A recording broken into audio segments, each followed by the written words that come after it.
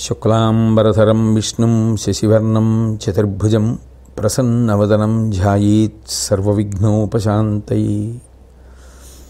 గురుర్బ్రహ్మా గురుర్విష్ణుః గురుర్దేవో మహేశ్వరః గురుః సాక్షాత్ పరం బ్రహ్మ తస్మై శ్రీ గురవై నమః. వాగర్ధావివ సంపృక్తౌ వాగర్ధ ప్రతిపత్తయే జగతః పితరౌ వందే పార్వతీ పరమేశ్వరౌ.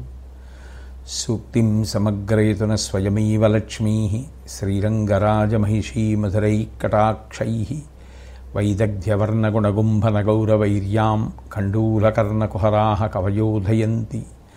హైమోర్ధ్వపుండ్రమజహన్మకుటం సునాసం మందస్మితం మకరకుండలచారుగండం బింబాధరం బహుళదీర్ఘకృపాకటాక్షం శ్రీవేంకటేశముఖమాత్మని సన్నిధత్తాం. విమలపటి కమలకుటి పుస్తకరుద్రాక్షసస్తహస్తపుటి కామాక్షి పక్ష్మలాక్షి కలిత విపంచి విభాసి వైరించి. నారాయణం నమస్కృత్య నరం చైవ నరోత్తమం దేవీం సరస్వతీం వ్యాసం తతో జయముదీరయేత్. హరి ఓం. పరమేశ్వర స్వరూపైన సభకు నమస్కారం. గంగానది పరమ పవిత్రమైనటువంటి నది. త్రిపథగా ఆకాశమునందు ప్రవహించినప్పుడు మందాకిని అన్న పేరుతో, భూమి మీద ప్రవహించినప్పుడు భాగీరథి అన్న పేరుతో, పాతాళమునందు ప్రవహించినప్పుడు భోగవతి అన్న పేరుతో విరాజిల్లుతుంటుంది. అందరి యొక్క పాపములను తొలగించగలిగినటువంటి శక్తి కలిగినది. అటువంటి పరమ పవిత్రమైనటువంటి గంగానది తీరమునందు గుడారములను నిర్మించుకొని ధర్మరాజాదులందరూ కూడా విడిది చేసి ఉన్నారు. అక్కడే ధృతరాష్ట్రుడు, గాంధారి, యుయుత్సుడు మొదలైనటువంటి వారు కూడా ఉన్నారు. కారణం, ఇంకా వారికి అశౌచం ఉన్న కారణం చేత అక్కడ ఉన్న సమయంలో ధర్మరాజు గారి యొక్క అశాంతిని తొలగించడం కోసమని ప్రతిరోజు మహర్షులు వచ్చి దర్శనమిచ్చి ఆయనకి మంచి మాటలు చెప్తుండేవారు. ఇక అశౌచం పూర్తయిపోయేటటువంటి కాలము దగ్గరకు వచ్చేస్తోంది. అటువంటి సమయంలో ఒకానొక నాడు మహానుభావులైనటువంటి వ్యాసుడు, నారదుడు, దేవలుడు, దేవస్థానుడు, కణ్వుడు, అట్లాగే నారద మహర్షి మొదలైనటువంటి వారందరూ కూడా వచ్చారు. ధర్మరాజు గారి సపరివారంగా వాళ్ళకి ఎదురు వెళ్ళి ఉచిత సత్కారములను చేసి అర్ఘ్యపాద్యాదులను సమర్పించి తీసుకొచ్చి కూర్చోపెట్టారు. ఇక ధర్మరాజు గారికి పట్టాభిషేకం జరగవలసినటువంటి సమయం ఆసన్నమైంది. ఎందుకనంటే దానికి ప్రతిబంధకంగా ఉన్నటువంటి అపవిత్రమైనటువంటి కాలము పూర్తయిపోయిన తరువాత ఆయనకి పట్టాభిషేకం జరగవలసి ఉన్నది. కాబట్టి ఆయన పట్టాభిషేకం పొందడానికి ఇక మానసికంగా మిగిలిపోయినటువంటి ఏకైక ప్రతిబంధకం ఆయన మనసులో ఉన్నటువంటి అశాంతి. ఆయన రెండు కారణముల చేత తీవ్రమైనటువంటి అలజడిని పొంది ఉన్నాడు. ఒకటి, అభిమన్యుడి యొక్క మరణం. అది ఆయన హృదయాన్ని బాగా కలచివేసింది. ఈ యుద్ధం పేరు చెప్పి తరువాతి తరాలకి సంబంధించినటువంటి వీరులు కూడా పెద్దలు చేసినటువంటి కుట్ర చేత పడిపోయారు. ఈ యుద్ధం వలన ఏమిటి మనం సముపార్జించుకున్నాము అన్న విషయం ఆయన మనసుని తీవ్రంగా కలచివేసింది. అంతకన్నా ఎక్కువగా కర్ణుడి యొక్క మరణం ధర్మరాజు గారిని పట్టి కుదిపేసింది. ఎందుకని అంటే ఆ కర్ణుడు మరణించాలి. ఆ కర్ణుడు మరణిస్తే తప్ప తమకు యుద్ధంలో సంపూర్ణ విజయం కలగదు అన్న ఉద్దేశ్యంతో ధర్మరాజు గారు కర్ణమరణానికి తీవ్ర ప్రయత్నం చేశాడు. అన్నిటికన్నా ఆయనే చెప్పుకున్న విషయం, అరణ్యవాస సమయంలోనూ అజ్ఞాతవాస సమయంలోనూ కూడా నేను సరిగ్గా నిద్రపోలేదు. నిద్రపోకపోవడానికి కారణం, నాకు ఎప్పుడూ కర్ణుడు కళ్ళ ముందు కనపడుతూ ఉండేవాడు. అంతటి అనితర సాధ్యమైనటువంటి వీరుడితో యుద్ధంలో గెలవడం ఎలా సంభవిస్తుంది? అది సంభవమైతే తప్ప సంపూర్ణమైనటువంటి విజయము సాధింపబడదు కనుక ఆ కర్ణుని యొక్క మరణం ఎలా జరుగుతుంది అని నిరంతరం పరితపిస్తూ ఉండేవాడు. యథార్థానికి ఒకనాడు కర్ణుడి చేతిలో తీవ్రంగా భంగపడి గాయముల పాలైనటువంటి తాను తిరిగి శిబిరానికి వచ్చి కృష్ణార్జునులిద్దరూ కూడా కర్ణుడిని సంహరించలేదు అనేటటువంటి అక్కసుతో ఎప్పుడూ లేనంత తీవ్రమైనటువంటి స్థాయిలో అర్జునుడితో మాట్లాడడం కూడా జరిగింది. తదనంతర పరిణామమే నిజానికి కర్ణుడు నిహతుడు కావడం. అర్జునుడు అంత పూనికతో వెళ్ళి ఆ కర్ణుడిని మట్టు పెట్టడం. ఇంత కష్టపడి కర్ణుడిని మట్టు పెట్టిన తరువాత ధర్మరాజు గారు ప్రయత్నపూర్వకంగా రథం ఎక్కి యుద్ధభూమికి వెళ్ళి తెగిపోయినటువంటి కంఠంతో ఉన్నటువంటి కర్ణుడి యొక్క పార్థివ శరీరాన్ని కూడా చూసి పరమ సంతోషాన్ని పొంది తిరిగి తన శిబిరానికి రావడం జరిగింది. అప్పుడు ఆయన అంత సంతోషాన్ని పొందాడు. కానీ ఎప్పుడైతే కుంతీదేవి ఆ కర్ణుడు ధర్మరాజు కన్నా పెద్దవాడు అని చెప్పిందో, ఆయన కూడా పాండవులలో ఒకడు అన్న విషయాన్ని చెప్పిందో, ఆయన మనసు కలచివేయబడడం ప్రారంభమైంది. చూడండి, ఒక వ్యక్తిని దొంగ చేతిలో కత్తి పట్టుకుని తరుగుతున్నాడు అనుకోండి, ఆ ముందు ఉన్న వ్యక్తి పరిగెడుతుంటాడు.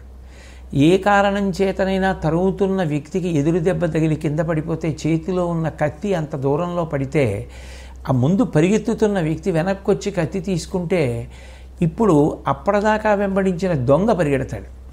అట్లా ఇప్పటిదాకా కర్ణుడు మరణించాలి మరణించాలి మరణించాలి అని కోరుకున్నటువంటి ధర్మరాజు యొక్క మనస్సులో కర్ణుడి యొక్క మరణానికి నేనే కారణమయ్యానేమో, అంత ఒత్తిడి చేశాను, అన్నగారిని చంపేశాను, ఆయన కదా రాజ్యం ఏలవలసిన వాడు, కర్ణుడు పాండవులలో ఒకడు అని తెలిసి ఉంటే అసలు ఇంత పెద్ద యుద్ధం జరిగి ఉండేదా, ఇంతమంది మరణించి ఉండేవారా, ఈ విషయాన్ని కుంతీదేవి చెప్పవలసిన సమయంలో చెప్పలేదు అన్న అక్కసు, బాధ, తాను తెలియకో లేదు రాజ్యం కోసమో లేదు శత్రువులు సమూలంగా నశించిపోవాలనేటటువంటి తీవ్రమైన ఇచ్ఛ చేతనో ఆ కర్ణుడు మరణించాలని కోరుకున్నానే అన్న బాధ ఆయనని కలచివేస్తోంది. అటువంటి సమయంలో ధర్మరాజు గారు తన మనసులో ఉన్నటువంటి బాధనంతటినీ కూడా ఆ వచ్చినటువంటి మహర్షులతో పంచుకున్నాడు. ఈ దేశంలో ఉన్న గొప్ప విషయం ఏమిటంటే, ఐహికమైనటువంటి భోగాలు అనుభవించాలనుకునేటటువంటి వాళ్ళు, విశేషమైనటువంటి సంపద కోరుకునేటటువంటి వాళ్ళు, రాజ్యములను పరిపాలించేటటువంటి పరిపాలకులు కూడా మనశ్శాంతి కావలసి వస్తే ఎవరి దగ్గరికి ఎడతారు అంటే, ఇటువంటి వాటినన్నింటినీ విడిచిపెట్టి భగవంతుని యొక్క పాదములను గట్టిగా పట్టుకున్నవాడు ఎవరుంటాడో ఆయన దగ్గరికి ఎడతారు. అంటే నిజానికి పరమశాంతి లభించేటటువంటి స్థానం ఏది అంటే భగవంతుని యొక్క పాదములు పట్టుకోవడం, ఆ శాస్త్రజ్ఞానమును కలిగి ఉండడం, ఆ శాస్త్రజ్ఞానమును ధర్మరూపంలో అనుష్ఠాన పర్యంతంలోకి తెచ్చుకోగలగడం. ఇది ఎవరి యందు ప్రకాశిస్తుందో వారు శాంతిని అనుభవిస్తూ ఉంటారు, వారు శాంతిని ఇతరులకు పంచగలుగుతారు. అందుకే ధర్మరాజంతటి వాడు కూడా అంత తీవ్రమైనటువంటి బాధ మనసులో కలిగినప్పుడు దాన్ని వచ్చినటువంటి మహర్షులతో పంచుకున్నాడు. అప్పుడు నారదుడు ధర్మరాజు గారితో మాట్లాడుతూ, మనం పూర్వం చదివినటువంటి పర్వాలలో జరిగినటువంటి కర్ణ కథలో ఉన్న విశేషాలు కాకుండా కొన్ని కొత్త విషయాల్ని కూడా ఆవిష్కరించడం జరిగింది. అందులో నారదుడు కర్ణుడి గురించి చెప్తూ ఒక మాట అంటాడు. ఆ కర్ణుడు బ్రహ్మాస్త్రాన్ని సంపాదించాలి అని చెప్పి చాలా తీవ్రమైనటువంటి కోరికని పొందాడు. ఆ బ్రహ్మాస్త్రాన్ని ఇవ్వాలి అంటే ఆ రోజులలో వీరులందరికీ కూడా విలువిద్యలో గురువు ద్రోణాచార్యుల వారు. కాబట్టి ద్రోణాచార్యుల వారిని ఆశ్రయించాడు. ద్రోణాచార్యుల వారికి వ్యక్తిగతమైనటువంటి పక్షపాతం ఏం లేదు, ఎవరు నమ్ముకున్న సిద్ధాంతాలు వారికి ఉంటాయి. ఆయన శాస్త్రము చేత ప్రతిపాదింపబడినటువంటి విషయం ఆ కాలంలో, ఆ యుగంలో, ఆ రోజులలో శిష్యులకు విద్య ప్రబోధం చేసేటప్పుడు, ఉపదేశం చేసేటప్పుడు పాటించేటటువంటి నియమాల్ని దృష్టిలో పెట్టుకుని ఆయన అన్నాడు, వ్రత సమన్విత భూసుర వర్యుడుండే నిరుపమాన తపపుణ్యం నృపతియుండే కాని అన్యులు బ్రహ్మాస్త్రదానమునకు పాత్రములు కారు నీకు ఈయన్ పడి కాదు అన్నాడు. ఓ కర్ణ, ఈ అస్త్రాన్ని ఉపదేశం చెయ్యాలి అంటే కొన్ని విషయములను పరిశీలించవలసి ఉంటుంది.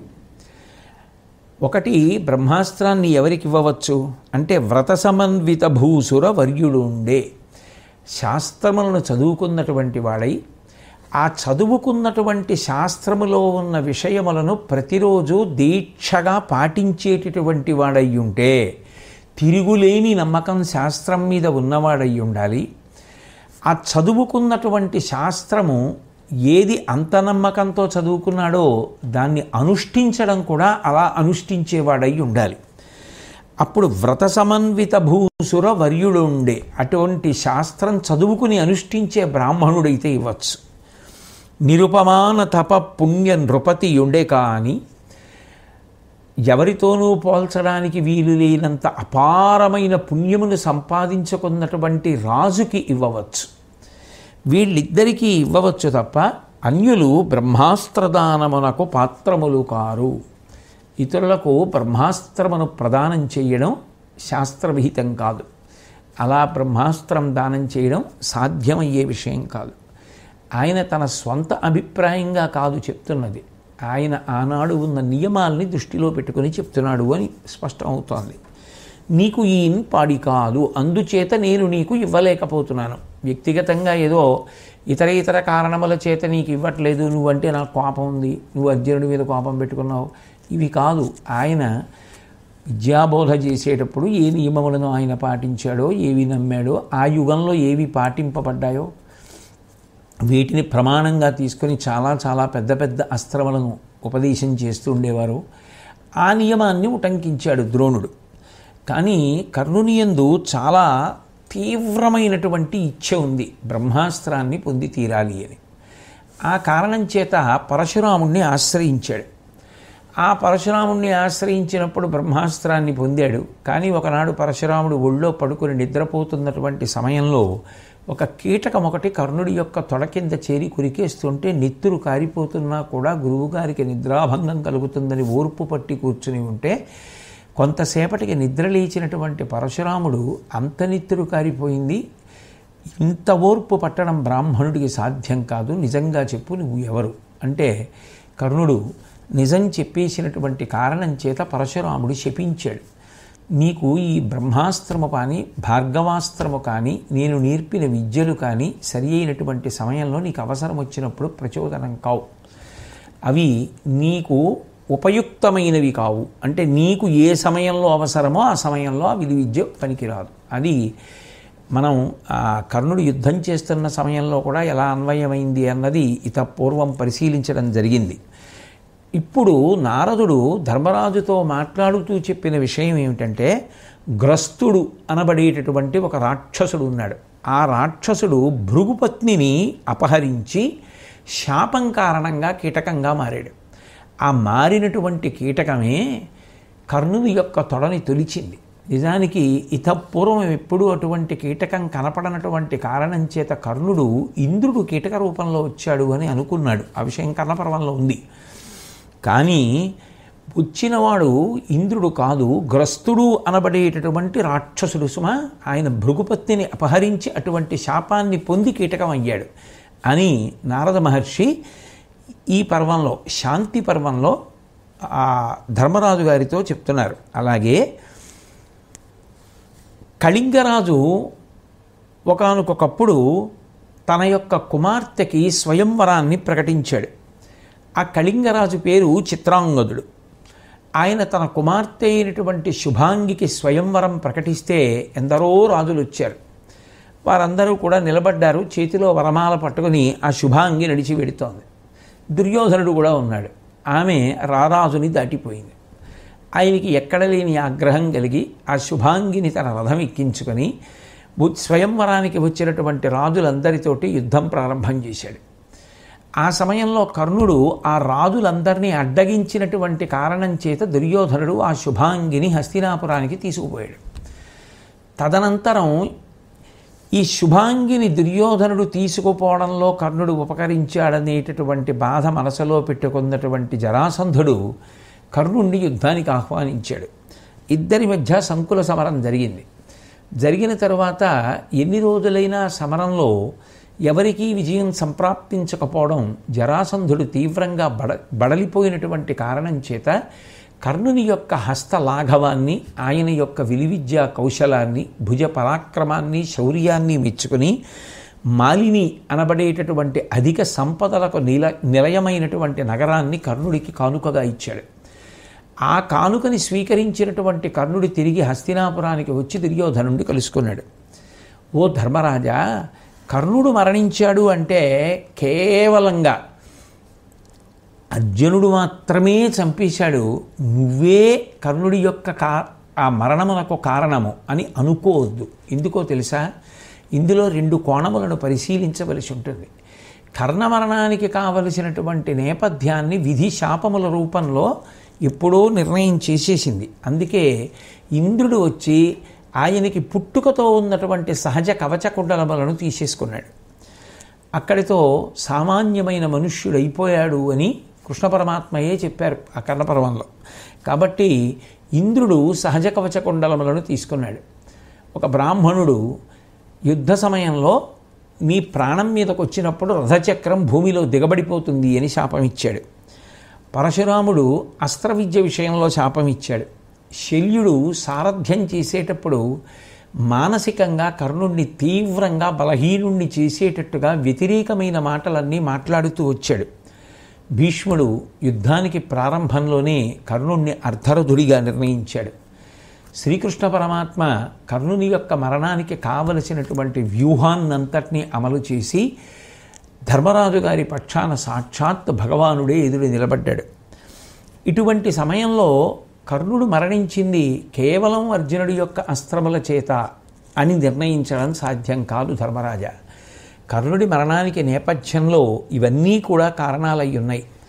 వీటికి తోడు నాకు ముందు తెలియలేదు, తెలిసి ఉంటే నేను కర్ణుడిని చంపేవాడిని కాదు, మా అన్నగారిగా బ్రతికుండేవాడు అని నువ్వు అంటున్నావు. కానీ నేను నీకు ఒక విషయం చెప్తాను. నీ దగ్గరికి వచ్చి ఏ కుంతీదేవి తన కుమారుడు కర్ణుడని చెప్పిందో అదే కుంతీదేవి నీకన్నా ముందు కర్ణుడి దగ్గరికి వెళ్ళింది. యుద్ధ ప్రారంభానికి ముందరే కర్ణుడి దగ్గరికి వెళ్ళి, కర్ణ, నువ్వు నా కుమారుడివి, రాధాదేవి కుమారుడవు కావు, నువ్వు పాండవ పక్షంలోకి వచ్చేసేయమని చెప్పింది. ఆ విషయాన్ని సూర్యనారాయణమూర్తి కూడా ఆకాశంలోంచి ధృవపరిచి మీ తల్లి కుంతీదేవి ఎట్లా చెప్పిందో అట్లా నడుచుకో అని చెప్పాడు. సాక్షాత్తు సూర్యనారాయణమూర్తియే చెప్పినా, తల్లి కుంతీదేవియే చెప్పినా కర్ణుడు మీ పక్షానికి రావడానికి అంగీకరించలేదు. దుర్యోధనుడితో ఉన్నటువంటి స్నేహాన్ని పురస్కరించుకొని, దుర్యోధనుడు చేసినటువంటి ఉపకారములను దృష్టిలో పెట్టుకుని ఆయన పట్ల ఉండవలసినటువంటి కృతజ్ఞతని, తాను పాటించవలసినటువంటి విషయాన్ని మనసునందు దృఢముగా విశ్వసించిన వాడై మీ పక్షంలోకి రావడానికి అంగీకరించలేదు. అంగీకరించకుండా ఆవలి పక్షంలో నిలబడ్డాడు. ఆయన ఇటు రాకపోవడానికి అంగీకరించకపోవడం, అటు నిలబడి అర్జునుడితో యుద్ధం చేసినప్పుడు కర్ణుడు పడిపోవడానికి కావలసినన్ని శాపాలు ఆయనకి ఉండడం, ఆ పైన అర్జునుడు బాణప్రయోగం చేయడం, ఇవన్నీ కలిపి కర్ణుడి మరణానికి కారణమయ్యాయి. కాబట్టి కర్ణుడి మరణానికి నువ్వొక్కడివే కారణమైనట్టు, కర్ణుడిని చంపించింది నువ్వొక్కడవే అయినట్టు నువ్వు మనసులో ఇంత బాధపడడం, యుద్ధం అంతా అయిపోయిన తరువాత నేను పట్టాభిషేకం చేసుకోవడానికి ఈ విషయం నన్ను మనసులో కుదిపేస్తోంది అని అనడం, అది ప్రతిబంధకంగా భావించడం యోగ్యంగా లేదు అని నారద మహర్షి ఆ కర్ణ సంబంధమైనటువంటి విషయాన్నంతటినీ కూడా వివరణ చేసిన తరువాత కొంతవరకు ధర్మరాజు గారి యొక్క మనసు శాంతి పొందిన ఇంతమంది బంధువులు మరణించారు, ద్రోణుడి విషయంలో గురువు విషయంలో అబద్ధం చెప్పాను, భీష్ముడిని శిఖండి నడ్డు పెట్టించి అర్జునుడి చేత కొట్టించాను, ఆయన మనసులో ఏవో భావాలు ముప్పిరి కొన్నాయి. యుద్ధం వరకు ఉత్సాహంగా చేసేశాడు, అందరూ మరణించారు, రాజ్యం వచ్చేసింది. కానీ ఇప్పుడు ఆయనకి ఏదో మనసులో విలితి భావన కలిగింది. ఇది మనుష్యుల యందు సహజంగా ఉండేటటువంటి ప్రవృత్తి. ఇంతమంది మరణించిన తరువాత, ఇంతమంది యుద్ధభూమిలో పడిపోయిన తరువాత ఇప్పుడు నేను పట్టాభిషేకం చేసుకుని ఎవరు సంతోషించాలి? ఏ తాత భీష్ముడు ఆశీర్వదించాలి? ఏ గురువు ద్రోణుడు నాకు అక్షతలు వెయ్యాలి? ఎవరు ఆనందపడాలి? ఏ మిత్రులు ఉన్నారు? ఏ బంధువులు ఉన్నారు? దేని కొరకు అని మనసులో ఏదో విలితి ఏర్పడింది. ఆ విలితి ఏర్పడిన కారణం చేత నేను రాజ్యాన్ని పొందడానికి యుద్ధం చేశాను. ఆ యుద్ధంలో ఎందరినో తెగటార్చాను. ఈ తెగటార్చిన కారణం చేత నాకు పాపము సంక్రమించింది. ఇప్పుడు రాజ్యస్వీకారము కొరకు చేసిన యుద్ధము కాబట్టి తద్దోషమును నివారించుకోవాలి అంటే రాజ్య పరిత్యాగమే పరిష్కారం. నేను రాజ్యమును విడిచిపెట్టేస్తే త్యాగశీలుడనైతే జనన మరణ దుఃఖములకు అతీతమైన స్థితిని పొందుతారు.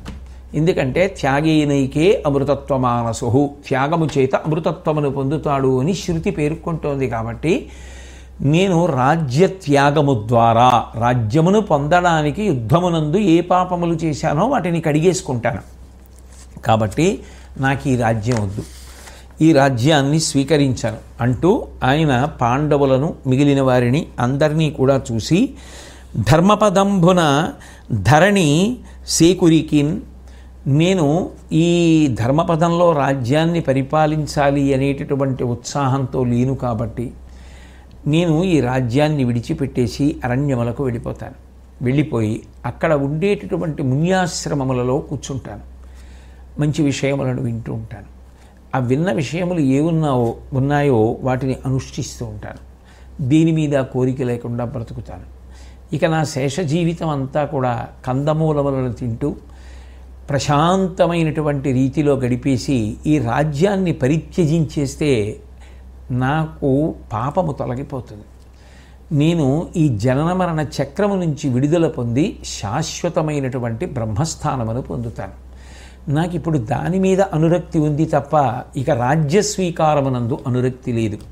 కాబట్టి నాకు ఈ రాజ్యం వద్దు అన్నాడు. అంటే అర్జునుడు మాట్లాడుతూ ధర్మపదంబున ధరణి సేకురినన్ పాలింపక సత్వంబు పెంపు మాలి విడుచుట యొప్పునే విను ఇట్టులైన మున్నేల భూపాలుర నెల్ల చంపి తలలి రాజ్యము దక్కి అడవికి చనిన బెలందరుగాక మీలండ్రే జనులు కిల్బిష శంక కలిగిన అశ్వమేధాది పుణ్యకర్మంబుల పోదే వంశధర్మ మెడల కృపణ కర్మంబు కోరితి అర్ధంబు సువ్వే సకల ధర్మకారి యొడమి లేనివాడ నడపీనుగా అను నహుషోక్తి వినమే దాని నుదవలదే. చాలా చక్కనైనటువంటి రీతిలో ప్రశ్నకి తగినటువంటి సమాధానం చెప్తూ అర్జునుడు హితాన్ని మాట్లాడుతున్నాడు. మనం ధార్మికమైనటువంటి మార్గంలో యుద్ధం చేశాం. ఎందుకని అంటే క్షాత్రధర్మంలో రాజ్యాన్ని పొందాలి అంటే యుద్ధం చెయ్యాలి.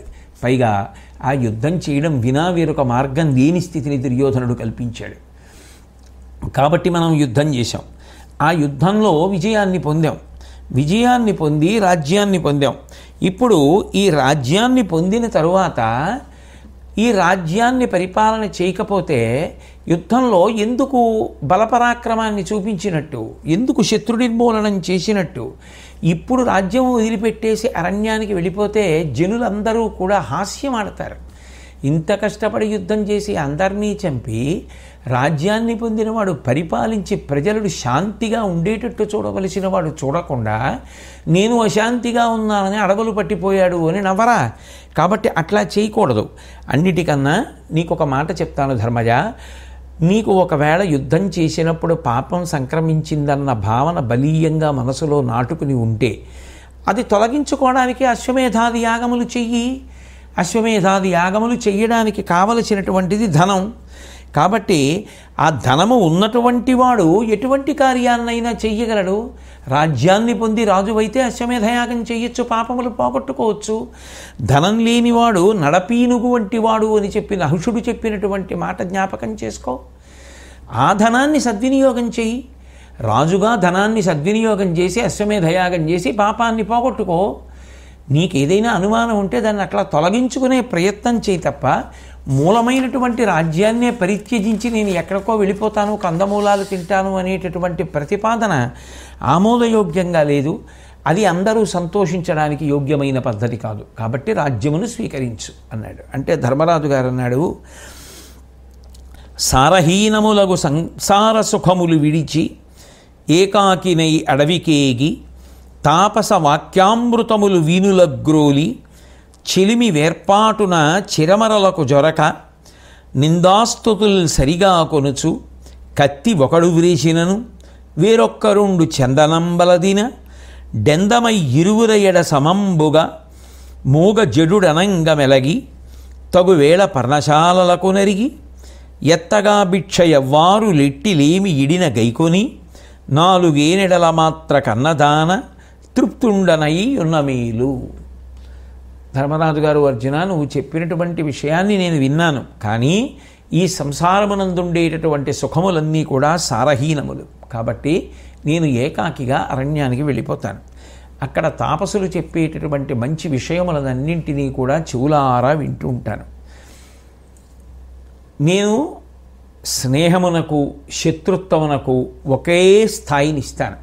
ఒకరు నన్ను పొగిడారని పొంగిపోను, ఒకరు నన్ను తెగిడారని బాధపడను, అటువంటి స్థితిని పొందుతాను. నిందాస్తుతుల యందు ఒక్కలాగే ఉంటాను. స్నేహము ఒకటే, వైరము ఒకటే, రెండిటికి ఏ భేదాన్ని పాటించను. ఆ పైన కత్తి పట్టుకుని ఒకడు వచ్చి నా మీద దాడి చేసి గాయపరిచిన, వేరొకడు వచ్చి చందనాన్ని శరీరానికి అలదిన, రెండిటినీ సమానంగానే చూస్తాను. నాకు ఆకలి వేస్తే ఆ పర్ణశాలల దగ్గర భిక్షాటన చేస్తాను. ఎవరు ఏది భిక్షాపాత్రలో వేస్తే దాన్ని తింటూ ఉంటాను. ఆ విధంగా ఈ 4 దిక్కుల మధ్యలో సంపూర్ణమైనటువంటి ప్రశాంతతని అనుభవిస్తూ శేష జీవితాన్ని పొందుతాను. కాబట్టి ఏకాకిగా అడవికి వెళ్ళిపోతాను. అంటే నకులుడు అన్నాడు, గృహస్థాశ్రమాన్ని వదిలిపెట్టేసేసి యోగాన్ని ఆశ్రయించి నువ్వు ఎక్కడో అరణ్యాలలో ఉంటాను అని అంటున్నావు. అది ఎవరు చేయవలసిన పని? సర్వసంగ పరిత్యాగులు చేయవలసినటువంటి పని. అన్నీ వదిలిపెట్టేసినటువంటి వాళ్ళు అటువంటి స్థితిని పొందుతారు. నువ్వు రాజువి, నీకు అది యోగ్యం అవుతుందా? నువ్వు ఏ ధర్మాన్ని పాటించాలో ఆ ధర్మాన్ని నువ్వు పాటించాలి. అంతేకాని నీకు యోగ్యము కాని ధర్మాన్ని నువ్వు ఎలా స్వీకరిస్తావు? పైగా ఏకాకిగా వెళ్ళిపోవడం అన్న మాట ఎలా అన్వయం అంటూ, తక్కిన 3 ఆశ్రమములు ఒక్క దశ, గృహస్థ ధర్మము ఒక దశ, తొలయం దెక్కింప వానితోన యొక్కటి సరితూగెనందురుర్వీశబుధుల్. ఉన్నటువంటివి 4 ఆశ్రమాలు: బ్రహ్మచర్యాశ్రమము, గృహస్థాశ్రమము, వానప్రస్థము, సన్యాసము. ఇందులో గృహస్థాశ్రమాన్ని ఆ త్రాసులో ఒక పక్కన పెట్టి మిగిలినటువంటి 3 ఆశ్రమాలు అయినటువంటి బ్రహ్మచర్యము, వానప్రస్థము, సన్యాసము తక్కెట్లో ఒక పక్కన పెడితే ఈ 3టికి ఎంత శక్తో గృహస్థాశ్రమానికి ఒక్కదానికి అంత శక్తి. ఎందుకని అంటే మిగిలిన 3 ఆశ్రమాలు గృహస్థు మీద ఆధారపడ్డాయి. బ్రహ్మచారి విద్యాభ్యాసం చెయ్యాలి అంటే భిక్షాటన చేసినప్పుడు గృహస్థు పోషిస్తాడు. వేదము అంగీకరించినటువంటి సుఖములు ఏవున్నాయో ఆ సుఖములను ధార్మికమైనటువంటి పద్ధతిలో అనుభవించిన తరువాత ఈ సుఖములు ఒక సుఖములా అన్న భావన వైరాగ్యముగా కలిగిన తరువాత ధర్మపత్నితో కలిసి వానప్రస్థానికి గృహస్థు వెళ్ళిపోతాడు. కాబట్టి అటువంటి వైరాగ్య భావన పొందడానికి కావలసినటువంటి ధార్మికమైన కోట ముందు అనుభవించవలసినది కూడా గృహస్థాశ్రమమునందే. పూర్ణ వైరాగ్యం కలిగిన తరువాత సన్యాసి కావడానికి కూడా ముందు గృహస్థు. ఎక్కడో కారణజన్మలు ఉండవచ్చు కాక, శంకర భగవత్పాదుల వంటి వారు, చంద్రశేఖరేంద్ర సరస్వతి మహాస్వామి వారి వంటి వారు, అటువంటి వారు కోటాను కోట్లలో ఎక్కడో కారణజన్ములు కొద్ది మంది ఉంటారు. బ్రహ్మచర్యమునందే సన్యాసాశ్రమమును స్వీకరించినటువంటి వారు తప్ప ఈ 3 ఆశ్రమాలు తక్కెటలో ఒక పక్కన పెడితే గృహస్థాశ్రమమునకు ఆ 3 కలిపితే సమానం. అంత గొప్పది సుమా గృహస్థాశ్రమం. ఆ ఆశ్రమాన్ని వదిలిపెట్టేసి నువ్వు వేరొక ఆశ్రమాన్ని స్వీకరిస్తే శాంతి కలుగుతుందనుకోవడం పొరపాటు. ఈ ఆశ్రమం శాంతిని పొందడానికి, జ్ఞానాన్ని పొందడానికి, వైరాగ్యాన్ని పొందడానికి, మోక్షాన్ని పొందడానికి కూడా పరమ సురక్షితమైన కోట. ఎందుకని గృహస్థుగా తరించిన వారు లేరా? త్యాగరాజస్వామి తరించలేదా? రామచంద్రమూర్తి తరించలేదా? ఎందరో ఋషులు పత్నులతో కూడుకున్న వారై శిష్యులను ఉద్ధరించి తాము తరించలేదా? ఎంతమంది తరించలేదు? కాబట్టి గృహస్థాశ్రమము యోగ్యమే. అటువంటి గృహస్థాశ్రమాన్ని విడిచిపెట్టి నువ్వు ఏకాకిగా అడవకు వెడతాను అని ప్రతిపాదించినటువంటిది సమంజసంగా లేదు. తర్వాత పరుల వధింపక ఎవ్వడు ధర ఏలెంచెపుమ పూర్వధరణీశులలో బొరయదు పాపము సుగతిక అరిగిరివారు ఈవు అట్లు అగుటొప్పున్ రూపా. ఓ ధర్మరాజా, పూర్వం రాజులు ఎందరో రాజ్యాన్ని పరిపాలించారు. వాళ్ళల్లో ఏ రాజు యుద్ధం చేయలేదా? ఏ రాజు యుద్ధంలో ఎవరినీ చంపలేదా? యుద్ధం చేసిన రాజులు, యుద్ధాల్లో ఇతర రాజుల్ని చంపిన రాజులు అందరూ కూడా భ్రష్టత్వాన్ని పొందారా? లేదుగా. వాళ్ళందరూ ఉన్నత లోకాలు పొందారు కదా, వాళ్ళందరూ కూడా స్వర్గప్రాప్తిని పొందారు కదా. అటువంటప్పుడు వాళ్ళందరికీ లేనిది నీకొక్కడికి మినహాయింపు ఎందుకు వస్తుంది?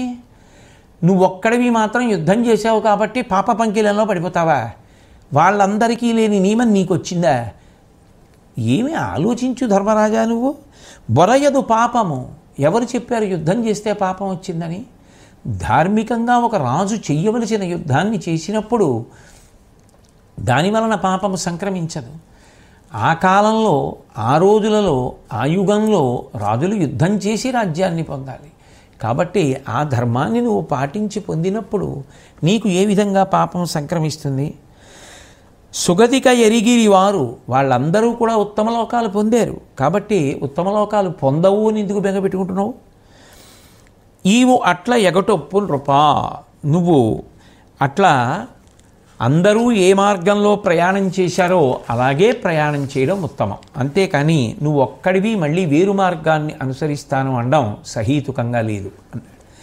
తర్వాత ద్రౌపదీదేవి వచ్చి ఆవిడంది, పేద మనసగుట ధర్మువు కాదు నరేంద్రునకు, జగము కావం బ్రోవం కాదే, నృపు లోకపాలాంశోదితుగా చేసే పద్మయోని చతురతన్. ఒక మహారాజు యొక్క మనసు బలహీనపడిపోయినటువంటిదై ఉండకూడదు.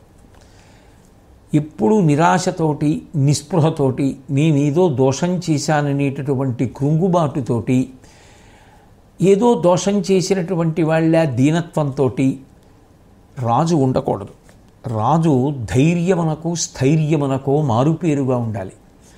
ఓ ధర్మరాజా, నువ్వు ధైర్యమునకు స్థైర్యమునకు మారుపేరుగా ఉండవలసిన వాడివి. అటువంటి వాడివి నీకు ఇటువంటి అక్కర్లేని ఆలోచనలు ఎందుకు వచ్చాయి?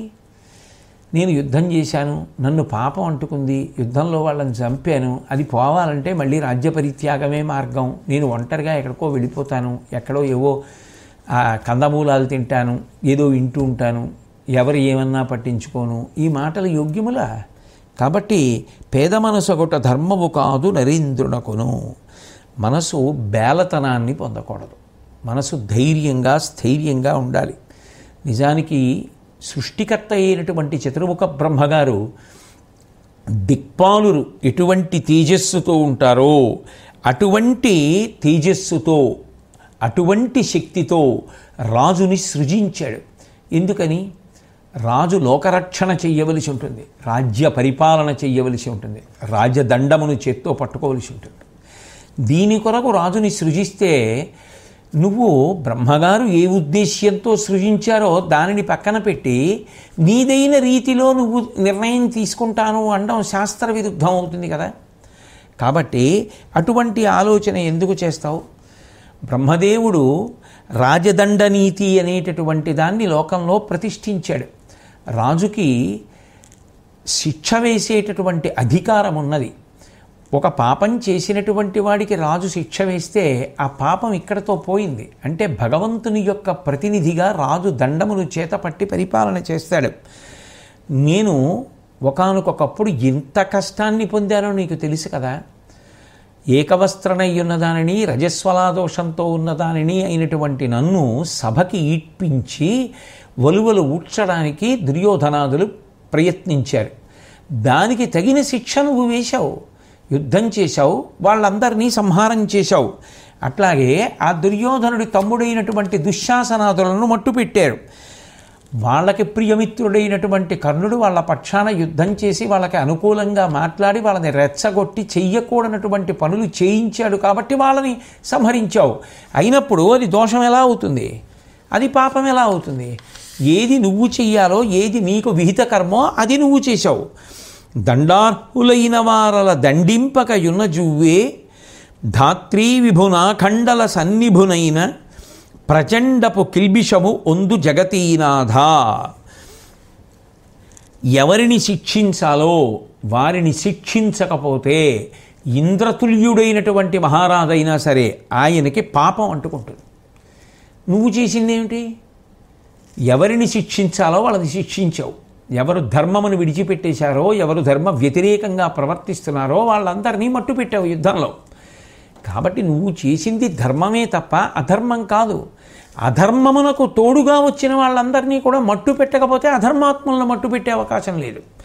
కాబట్టి యుద్ధం ఆ రీతిలోనే జరిగింది. కాబట్టి శిక్షించవలసినటువంటి వారిని శిక్షించకపోతే ఇంద్రతుల్యుడైన రాజుకైనా పాపం కలగవలసి వస్తే మరి ఆ పని చేయకపోతే ధర్మరాజా నీకు మాత్రం పాపం అంటదా? కాబట్టి నువ్వు చేసినది ధర్మమే తప్ప అధర్మము కాదు. కాబట్టి నువ్వు బెంగ పెట్టుకోవలసినటువంటి అవసరం లేదు. చక్కగా రాజ్యాన్ని స్వీకరించి రాజ్యమును పరిపాలించమన్నారు. మళ్ళీ అర్జునుడు మాట్లాడుతూ ధర్మరాజుతోటి, దక్షుడై భూపతి దండనీతి నయింపకున్న సన్యాసులు ఉత్పథ ప్రవర్తనులగుదురు. వావిరి నన్యోన్య ధనధాన్య పశు భూమి దార హరణమాచరింతురు జనులు. ఆ పాపమ విభుడునుందు దండము హింసయుగ తలంపవలదు. దుర్వృత్తుల వధించు రుద్రుని గోవిందు వాసవు గుహుని చూడుము. ఆ మహాత్ములు తక్కు నున్మార్గ చెరుల దండింతుల చేత వినమే. అధర్మమడంగు ధర్మమెసగు దండమును అర్ధంబు కామమును అదూష్యంబులై సిద్ధినొందు నధిపా. అర్జునుడు చాలా చాలా సారవంతమైనటువంటి మాటని చెప్తున్నాడు. దక్షుడై భూపతి దండనీతి నయింపకున్న సన్యాసులు ఉత్పథ ప్రవర్తనులగుదురు. రాజు రాజదండాన్ని చేతిలో పట్టుకోకపోతే, తప్పు చేసిన వారిని శిక్షిస్తాను అని అనకపోతే అది ఎంత తీవ్రమైన స్థితికి వెళ్ళిపోతుంది అంటే, అట్లా చేస్తారు అని కాదు, అంత వ్యవస్థ తల్లకిందులైపోతుంది అని చెప్పడం కోసమని అర్జునుడు చెప్తున్నాడు. సన్యాసులు కూడా అక్రమ మార్గాన్ని అనుసరిస్తారు అంటే దాని అర్థం పాలు విషమవుతాయని ఎవరైనా అనుకుంటారా? అనుకోరు. అంటే రాజు రాజదండాన్ని పట్టుకుని కూర్చోకపోతే అంత తీవ్ర పరిణామములు ఏర్పడతాయి అన్నది ప్రతిపాదన. అంతేగాని నిజంగా అలా ఎవరినో ఎత్తి చూపడమో నిందించడమో అర్జునుడి యొక్క ఉద్దేశ్యం అని నేను వ్యక్తిగతంగా అనుకోవడం లేదు. ఇక వావిరి నన్యోన్య ధనధాన్య పశుభూమి దార హరణమాచరింతురు జనులు. బలవంతులైనటువంటి వారు బలహీనులైనటువంటి వారి యొక్క స్త్రీలని, ధనాన్ని, భూమిని, పశువుల్ని, ఆభరణాల్ని అన్నిటినీ కూడా అపహరిస్తారు. ఆ పాపమ విభువు నుందు రాజదండాన్ని పట్టుకుని పరిపాలించి కాపాడవలసినటువంటి రాజు రాజదండాన్ని విడిచిపెట్టేసి ఇచ్చవచ్చినట్టు ప్రవర్తించడానికి ప్రజలకు అవకాశము కల్పించినటువంటి ప్రభువుకి ఈ పాపం అంతా అంటుకుంటుంది. దండము హింసయుగ తలంపవలదు. రాజదండం పట్టుకోవడం, రాజధర్మాన్ని ఆచరించడం, దుష్టుల్ని శిక్షించడం. ఓ ధర్మరాజా, నువ్వు హింసగా భావన చెయ్యవద్దు. దుర్వృత్తుల వధించు రుద్రుని గోవిందు వాసవు గుహుని చూడు. దుష్టమైనటువంటి నడవడి కలిగినటువంటి వారిని శిక్షించినటువంటి శ్రీ మహావిష్ణువైనా, శివుడైనా, సుబ్రహ్మణ్యుడైనా, ఇంద్రుడైనా రాజదండాన్ని చేతపట్టి ధర్మ సంస్థాపనార్థం అట్లాగే ప్రవర్తిస్తారు. ఆ మహాత్ములు తక్కు నున్మార్గ చరుల దండితుల చేత వినమే. ఎవరు ధర్మ మార్గాన్ని విడిచిపెట్టారో వాళ్ళని భగవత్ స్వరూపాలు, అవతారాలు కూడా దండించి కాపాడాయి కదా లోకాన్ని. అటువంటి వారిని దండించి లోకాన్ని కాపాడకపోతే లోకమేమైపోతుంది? అందుకని భగవంతుడంతటి వాడు శిక్ష వేశాడు. అధర్మమడంగు ధర్మమెసగు దండమున అర్ధంబు కామమును అదూష్యంబులై సిద్ధి పొందు నధిపా. కాబట్టి ఆ దుర్మార్గులను దండించినటువంటి కారణం చేత భగవంతుని యొక్క అవతారములు కూడా గౌరవాన్ని పొందుతున్నాయి. ఆ దండనీతి వలననే అధర్మం అణిగిపోతోంది. అర్ధకామములు రెండు నిందల పాలు కాకుండా ధర్మంతో ముడిపడుతున్నాయి. కామము ధర్మముతో ముడిపడుతోంది అంటే రాజు చేతిలో ఉన్న రాజదండం, అర్ధము ధర్మంతో ముడిపడిపోతోంది అంటే రాజు చేతిలో ఉన్న రాజదండం. లేకపోతే ఎవడిష్టం వచ్చినట్టు వాడు సంపాదించి ఎవడిష్టం వచ్చినట్టు వాడు ఖర్చు పెడితే మిగిలిన వాళ్ళు ఏమైపోతారు? ఎవడిష్టం వచ్చినట్టు మనసులో పుట్టిన కోరిక వాడు తీర్చుకోవడం మొదలు పెడితే సమాజం ఏమైపోతుంది? అలా జరగకుండా ఉంటుంది అంటే రాజు రాజదండాన్ని చేత్తో పట్టు కూర్చున్నాడు కాబట్టి మహారాజా, అది హింస అవుతుందని ఎందుకు అనుకుంటున్నావు? కాబట్టి నువ్వు సింహాసనాన్ని అధిష్ఠించు అంటే భీముడు అన్నాడు, ఆ సభలో పడినట్టి బన్నంబును అడవుల దిరిగెడునప్పుడు దుష్ట దైత్యుల చేత సైంధవునిచే నొరపుల పడ్డ విషాదంబు పరమ దైన్యమున కోర్చి కొలిచి మార్చుని పాలననున్న దుఃఖంబును ద్రోహుల గనుపు కొట్టి విలువరించదనిది తలచి కృష్ణుని నిశ్చయంబూది ధర్మంబ ఎగట తెలిసి రణమునర్చితి. నేను ధర్తరాష్ట్రులుండే నీవు వారల నుండెను చావచూడవలయుటప్పుడెరుంగవే వసుమతీశ ఇప్పుడెడలుట నింద్యంబ ఇంత నిజము. ఒకానొకప్పుడు సభలో మాయాద్యూతాన్ని కల్పించి మన రాజ్యాన్ని అపహరించి కౌరవులు మనకి అరణ్యవాసం అజ్ఞాతవాసం విధించారు.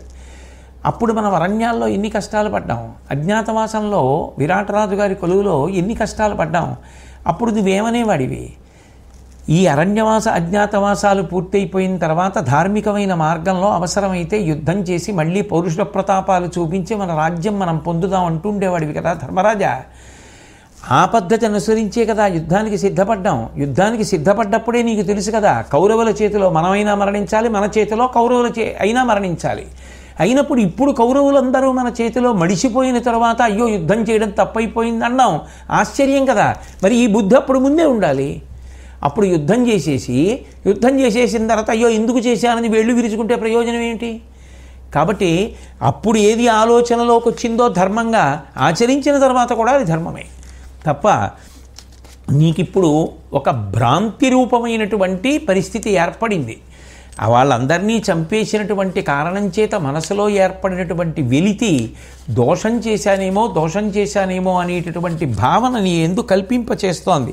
కాబట్టి అటువంటి భావన పెట్టుకోవద్దు అని చెప్తే దేవస్థానుడు అనబడేటటువంటి ముని ధర్మరాజు గారి మనసు బాగా ఊంచుకునేటట్టుగా చూడడం కోసమని కావున సిద్ధ్యసిద్ధుల వికారము పొందక ద్రోహమెయ్యడన్ వావిరి చేయకేలు భువనంబు భవత్కుల ధర్మరక్షివై భూవరులిట్లు చేసి తుది పుత్రుల గద్దియలందు నిల్పి కాదే వనవాసులైరి దృఢదీప్త నిరంజన బోధ సంపదన్. ఓ ధర్మరాజా, జయాపజయాలనేటటువంటివి రాజులకు కలుగుతూనే ఉంటాయి. ఒక్కొక్కసారి యుద్ధంలో గెలుస్తారు, ఒక్కొక్కసారి ఓడిపోతూ ఉంటారు. జయాపజయములు విధి నిర్ణీతములు. కానీ ఆ జయాపజయములకు పొంగిపోకుండానూ ఉండగలగాలి, కృంగిపోకుండానూ ఉండగలగాలి. మనస్సు యందు వికారములు పొందకుండా ఉండాలి. స్థిరచిత్తంతో మనిషి నిలబడి ఎవరినీ మోసం చెయ్యకుండా కులధర్మాన్ని కాపాడుకుంటూ నీకు సంప్రాప్తమైన రాజ్యాన్ని నువ్వు పరిపాలించాలి. పరిపాలించిన తరువాత నీ కుమారులను సింహాసనమునందు ప్రతిష్ఠించి వానప్రస్థాశ్రమాన్ని ఆశ్రయించి జ్ఞానమును పొంది పునరావృత్తిరహిత శాశ్వత శివ సాయుధ్య స్థితిని పొందాలి. అది క్రమం. ఇత పూర్వం నీకు ముందు పరిపాలన చేసినటువంటి రాజులందరూ అనుష్ఠించినటువంటి మార్గము అదే. అయినప్పుడు పెద్దలందరూ ఏ మార్గమునందు ప్రయాణం చేశారో, ఏ మార్గమునందు ప్రయాణం చేసి వాళ్ళందరూ ఉన్నతిని పొందారో దాన్ని వదిలిపెట్టకూడదు కదా. కాబట్టి నువ్వు కూడా అట్లాగే రాజ్యాన్ని స్వీకరించి చక్కటి మనసుతో అధ్యవసాయముతో కూడుకున్న బుద్ధితో పరిపాలన చేయి. తర్వాత వ్యాస భగవానుడు వచ్చి అన్నాడు, అంటే ధర్మరాజు గారి యొక్క మనసు ఇంకా ఊగుతూనే ఉంది. ఆ మనసు సువ్యవస్థితమయ్యే పర్యంతం, పట్టాభిషేకానికి అంగీకరించే పర్యంతం ఏదో నచ్చ చెప్పడం కాదు, ధర్మవాక్కుల చేత ఇంతమంది ప్రబోధం చేస్తున్నారు. వ్యాసుడన్నారు, అర్జును పలుకు సత్యంబు సమీచీనము ఆర్యజనంబు గృహస్థధర్మంబుత్తమంబని చెప్పు ఉర్వీష పశుపక్షులాదిగా జీవులకు ఆశ్రయంబు నృపులకు అది తక్క తపమును దమమును బ్రహ్మచర్యమును ధర్మములు కావు. ధనముల దనియుట అని కొహటించుట ప్రజల రక్షింపమి రాజకోటికరియ పాతకంబులండ్రు. నీవక్కట వేదచోదనా ప్రవీణమైన మనసు నేల ఇట్ల అమార్గవృత్తికి చొరనిచ్చెదు ఓపి ధరణియేలు మనగా. వ్యాస భగవానుడు అద్భుతమైనటువంటి విషయాన్ని, పరమసారవంతమైన విషయాన్ని ప్రతిపాదన చేస్తున్నాడు. అర్జునుడు ఏది చెప్పాడో ధర్మరాజా అది పరమసత్యం. లోకంలో ఆర్యజనంబు గృహస్థధర్మం ఉత్తమమని చెప్పుదురు ఉర్వీష. పెద్దలైనటువంటి వారు అన్ని ఆశ్రమాలలోకి గృహస్థాశ్రమమే చాలా చాలా గొప్పది అని చెప్తూ ఉంటారు. ఎందుకని అంటే మిగిలిన 3 ఆశ్రమములే కాదు, పశువులు, పక్షులు మొదలైనటువంటి సమస్త జీవుల యొక్క పోషణ గృహస్థు మీదే ఉంది. గృహస్థు తాను వండుకుంటాడు, తింటాడు, శేషము అన్నిటికీ పెడతాడు భూతబలి ద్వారా, భూతయజ్ఞము ద్వారా. అట్లాగే రేపటి కొరకు అని తీసుకుని దాచుకోగలిగినటువంటి స్థితి, అటువంటి హక్కు ఒక్క గృహస్థుకే ఉన్నాయి. మరి ఆ గృహస్థు లేనప్పుడు సమాజంలో పశుపక్షాదులు కూడా పోషింపబడవు. అందుకే గృహస్థాశ్రమము చాలా గొప్ప ఆశ్రమము. ఒక రాజు గృహస్థాశ్రమమునందుండి లోకమునకు ఎక్కువ మేలు అందించగలడు. ఒక వ్యక్తి గృహస్థాశ్రమంలో ఉంటే తాను తరించడానికి మార్గం అవుతుంది. ఒక రాజు గృహస్థాశ్రమంలో ఉండి రాజదండమును చేతపట్టుకుంటాడు కాబట్టి సమాజమును అంతటినీ కూడా హితకరమైన మార్గములో నడిపిస్తాడు.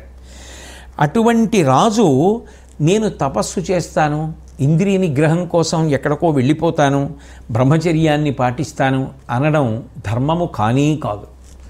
ఒక రాజు రాజధర్మాన్ని పాటించాలి. ఆ రాజధర్మాన్ని పాటించడానికి గృహస్థాశ్రమంలో ఉండాలి. రాజదండాన్ని చేతపట్టి విస్తృత ప్రయోజనాన్ని సాధించడానికి, లోకమంతటా శాంతిని నెలకొల్పి ఎవరు పట్టుకోవలసిన ధర్మం వారు పట్టుకునేటట్టుగా ధర్మాత్ముడై రాజు చూడాలి. అటువంటి రాజే ధర్మం వదిలిపెట్టి తనకు అక్కర్లేని ధర్మం పట్టుకుని అడవి కెడతానంటే సమాజము తలకిందులైపోదు. కాబట్టి ధర్మరాజా, ధనముల దనియుట, నాకు డబ్బు అక్కర్లేదు అని రాజు అనకూడదు. రాజు ధనాన్ని సంపాదించాలి.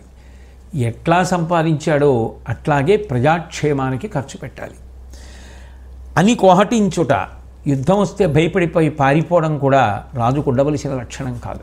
ధైర్యంతో రాజు యుద్ధం చేయాలి. ప్రజలను రక్షించవలసినటువంటి రాజు రక్షించకుండా వీరు మార్గాలు అనుసరిస్తాను అనడం రాజకోటికరయ పాతకంబులండ్రు. రాజుకి సంబంధించినంత వరకు పాతకములే. కాబట్టి అటువంటి పనులు రాజులు చెయ్యకూడదు. నువ్వు వేదం చదువుకున్నవాడివి, వేదం చేత చెప్పబడినటువంటి మార్గములు తెలిసిన్నవాడివి. అటువంటి వాడివి ఏ మార్గమునందు వెళ్ళకూడదో ఆ మార్గాన్ని ఎంచుకుంటాను అని నువ్వు అనకూడదు. కాబట్టి రాజ్యాన్ని పరిపాలన చెయ్యి. రాజదండాన్ని పట్టుకోవడం ద్వారా పాపము చేసిన వారి యొక్క పాపమును కూడా తొలగించగలవు. ఎందుచేత ఒక వ్యక్తి పాపం చేశాడు, దాని ఫలితం దుఃఖం. ఎప్పుడు ఆ పాపము యొక్క ఫలితాన్ని దుఃఖంగా వచ్చే జన్మలలో అనుభవించాలి. పునర్జన్మ సిద్ధాంతం సనాతన ధర్మమునకు ప్రాణప్రదము. ఎవడు ఏ రంగంలో ఉన్నాడో, ఏ సిద్ధాంతాన్ని నమ్ముకున్నాడో వాడు ఆ సిద్ధాంతాన్ని మాట్లాడడం కించిత్ దోషం కాదు. ఒక శాస్త్రవేత్త ఏ సిద్ధాంతాన్ని నమ్ముకున్నాడో ఆ శాస్త్రవేత్త ఆ సిద్ధాంతం గురించే జీవితాంతం పరిశ్రమిస్తాడు. ఒక వ్యక్తి ఏ ధర్మాన్ని అనుష్ఠిస్తున్నాడో ఆ ధర్మమునకు ప్రాణప్రదమైన సిద్ధాంతమేదో ఆ సిద్ధాంతమును ఆ వ్యక్తి నమ్మడం కానీ ఆ వ్యక్తి ఆ సిద్ధాంతము గురించి మాట్లాడటం కానీ దోషము కాదు. అది మర్యాదతో కూడుకున్న విషయం. కాబట్టి అటువంటి ప్రాణప్రదమైన సిద్ధాంతము పునర్జన్మ సిద్ధాంతము కదా. ఆ పునర్జన్మ సిద్ధాంతంలో చేసిన పాపాన్ని అనుభవించాలి కదా. కాలోహి బలవాన్ కర్త సతతం సుఖదుఃఖయో నరాణం పరతంత్రాణం పుణ్యపాపానుయోగత. చేసిన పాపపుణ్యములకు ఫలితములుగా దుఃఖమును సుఖాన్ని పొందాలి కదా. కానీ ఈ పాపమును పోగొట్టుకోవడానికి మార్గమును కల్పించగలిగిన వాడు రాజొక్కడే. రాజదండమును చేతపట్టి ఉంటాడు కాబట్టి చేసిన పాపమునకు రాజు శిక్ష వేస్తే ఆ శిక్ష అనుభవిస్తే పాపం పోయింది. భగవంతుడి దగ్గర వాడు ఏ పాపము లేనివాడుగా నిలబడడానికి అవకాశం కలిగింది అని చెప్పి శంఖలిఖితులు అనబడేటటువంటి ఇద్దరు అన్నదమ్ముల యొక్క ఉపాఖ్యానాన్ని వ్యాసమహర్షి చెప్పారు. కేవలం అన్నగారి తోటలోకి వెళ్ళి ఓ పండు కోసి అన్నగారు లేనప్పుడు ఆ పండు కోసినందుకు అన్నగారు తిరిగి వచ్చిన తర్వాత నేను లేనప్పుడు నన్ను అడగకుండా కోయడం దొంగతనం కదా. ఈ పాపం పోగొట్టుకోవడానికి రాజు దగ్గరికి వెళ్ళమంటే రాజు ఇష్టం లేకపోయినా కాదు నా పాపం పోవాలి, అన్నగారు లేనప్పుడు అన్నగారి చెట్టు పండు కోయడం దొంగతనం కాబట్టి నా పాపం పోవడానికి దొంగకి ఏ శిక్ష వేస్తావో అది నాకు వేయమంటే 2 చేతులు నరికించాడు రాజు. నరికించిన తరువాత సంతోషంగా తిరిగి వచ్చి అన్నా నేను రాజదండన ద్వారా పాపం పోగొట్టుకున్నానన్నాడు ధర్మరాజా. ఆ తమ్ముడు అప్పుడు వెళ్ళి బాహుదా అని నది ఉంది, అందులో స్నానం చేయమన్నాడు అన్నగారు. ఇవ్వవలసినటువంటి ఆ అర్ఘ్యప్రదానం, ఆ తర్వాత ప్రతిరోజు చేయవలసినటువంటి తర్పణలు ఇటువంటి వాటి కొరకు ఆ బాహుదా నదిలో స్నానం చేస్తే మళ్ళీ బాహువులు వచ్చేసాయి. అంటే ఎందుకు వచ్చేసాయి అంటే కర్మ సిద్ధాంతము, కర్మ ఫలిత సిద్ధాంతము, పునర్జన్మ సిద్ధాంతము ఎంత ప్రబలమైనవి అన్నది ఒక నది అధిష్టాన దేవత నిరూపణం చేసి అంగీకరించి ఇది పరమసత్యము సుమా అని నిరూపణం చేయడానికి చేసింది. అంటే రాజదండము చేత పాపం పోయింది కదా, ఎప్పుడో అనుభవించవలసిన దాన్ని రాజదండము ద్వారా శిక్ష ద్వారా అనుభవిస్తే పోయింది. కాబట్టి భగవంతుడికి ప్రతినిధిగా రాజు ఉన్నాడు. అటువంటి స్థితి భగవంతుడు ఎవరికి కల్పించాడో వాళ్ళు ఆ పదవి యందు కూర్చుని రాజ్య పరిపాలన చెయ్యాలి. కాబట్టి రాజుగా నువ్వు కూర్చుని రాజదండాన్ని పట్టుకుని రాజ్య పరిపాలన చెయ్యి అని చెప్పి వ్యాస భగవానుడు చెప్పాక శ్రీకృష్ణ భగవానుడు వచ్చి అభిమన్యుడు చనిపోయాడు, అభిమన్యుడు చనిపోయాడు, అభిమన్యుడు చనిపోయాడని ఇంత బాధపడుతున్నావే ధర్మరాజా, బాధపడడం వరకు తప్పు కాదు, కానీ నేను ఒక మాట చెప్తాను చూడు, అభిమన్యుడు నిస్సందేహంగా గొప్పవాడు, చాలా చాలా గొప్పవాడు. అంత చిన్న వయస్సులో అంత అరివీర భయంకరమైనటువంటి యుద్ధాన్ని చేశాడు.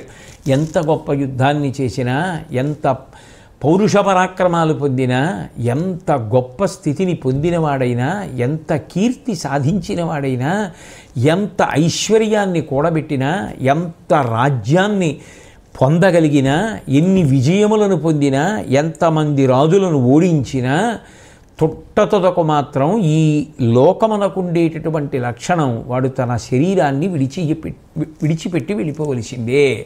శరీరంతో ఉండిపోవడం ఎవరికీ సాధ్యం కాదు. ఎంత కీర్తి పొందని, ఎన్ని సాధించని, ఎన్ని పొందని ఎవరైనా చిట్ట చివర శరీరాన్ని వదిలిపెట్టేస్తాడు. జ్ఞానము చేత ఈ శరీరము నేను కాదు అని తెలుసుకొని వదిలిపెట్టేసి సాక్షి మాత్రంగా చూస్తూ వెళ్ళిపోయిన వాడెవరో వాడు చరమస్థానాన్ని చేరాడు తప్ప ఎవరు ఉండిపోయారు చెప్పు నాకు? ఒక్కొక్కరు ఒక్కొక్కలా వెళ్ళిపోవచ్చుగాక, తొందరగా వెళ్ళిపోయినవాడు అభిమన్యుడు కావచ్చుగాక, కానీ అంత కీర్తివంతుడు వెళ్ళిపోయాడు, అంత కీర్తివంతుడు వెళ్ళిపోయాడు, అంత బాగా యుద్ధం చేసిన వాడు వెళ్ళిపోయాడు అని నువ్వు అంటున్నావు కదా, అంతకన్నా చాలా బాగా ఉన్నవాళ్ళు కూడా ఉండలేదు, ఎవరు లేరు. వాళ్ళు ఉండాలని కోరుకున్న వాళ్ళు కోటాను కోట్ల మంది, కానీ ఉండడం సాధ్యమైందా? అది ప్రకృతి నియతి, అది ఈశ్వర శాసనం. వెళ్ళిపోతారంతే శరీరాన్ని విడిచిపెట్టి అని పరమాద్భుతమైనటువంటి రీతిలో ఆ షోడశరాజుల యొక్క చరిత్రని పరమ సంక్షిప్తంగా ఆవిష్కరించాడు. ఆవిష్కరిస్తూ మరుత్తుడు, సుహోత్రుడు, అంగుడు, శిబి, శ్రీరాముడు, భగీరథుడు, దిలీపుడు, మాంధాత, యయాతి, అంబరీషుడు, శిశిబిందుడు, గయుడు, రంతిదేవుడు, భరతుడు, పృథుచక్రవర్తి, పరశురాముడు, వీళ్ళందరూ ఎటువంటి రాజులు, ఎంత కీర్తి గణించారు, ఎంత రాజ్యాన్ని పొందారు, ఎన్ని యజ్ఞాలు చేశారు, ఎన్ని యాగాలు చేశారు, ఎంత హవిస్సు ఇచ్చారు, ఎంత గొప్పగా పరిపాలించారు, ఎంత ఆదర్శమూర్తులు, ఎంత సంపాదించారు, ఎంత వితరణ చేశారు, ప్రజలని కన్నబిడ్డల్లా పరిపాలించారు. వాళ్ళు లేకపోతే మేము ఎక్కడ ఉంటాం, ఎలా ఉంటామని ప్రజలు ఆక్రోశించారు. అయినా వాళ్ళు ఉండిపోయారా భూమి మీద? వెళ్ళిపోలా. కాబట్టి ధర్మరాజా, అది ప్రకృతి నియతి, లోకంలో అది ఈశ్వరుడు విధించినటువంటి శాసనం, ఎవరైనా వెళ్ళిపోవలసిందే. కాబట్టి నువ్వు దానికి ఇంత వగచి ఏ కర్తవ్యం నువ్వు చెయ్యాలో దాని యందు విస్మృతి పొందకూడదు. కాబట్టి నువ్వు పట్టాభిషిక్తుడవై రాజ్య పరిపాలన చెయ్యవలసినది అని చెప్పి ప్రాయశ్చిత్త కర్మల గురించి వ్యాసభగవానుడు మాట్లాడాడు. లేదు, మన వలన ఒక దోషం జరిగింది అనుకుంటే ఆ దోషాన్ని పోగొట్టుకోవాలి అనుకున్నప్పుడు ప్రాయశ్చిత్త కర్మ, పరితాపమును మించిన ప్రాయశ్చిత్తమేమున్నది, పశ్చాత్తాపమును మించిన ప్రాయశ్చిత్తమేమున్నది.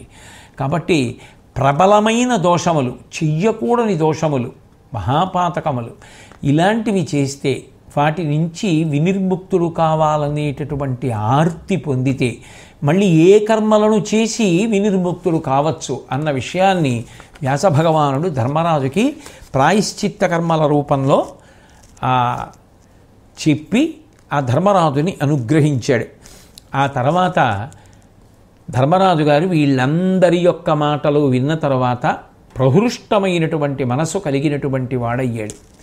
అటువంటి స్థితిని పొంది వ్యాసాదులందరికీ కూడా ప్రదక్షిణం చేసి వాళ్ళకి నమస్కారాలు చేసి ఈ భూభారమును నిర్వహించడానికి వారందరి నుండి అనుమతిని పొందాడు. అంటే పెద్దల నుండి అనుమతిని పొందడం, పెద్దల యొక్క ఆశీర్వచనాన్ని పొందడం కార్యక్రమ సాఫల్యమునకు హేతువులు.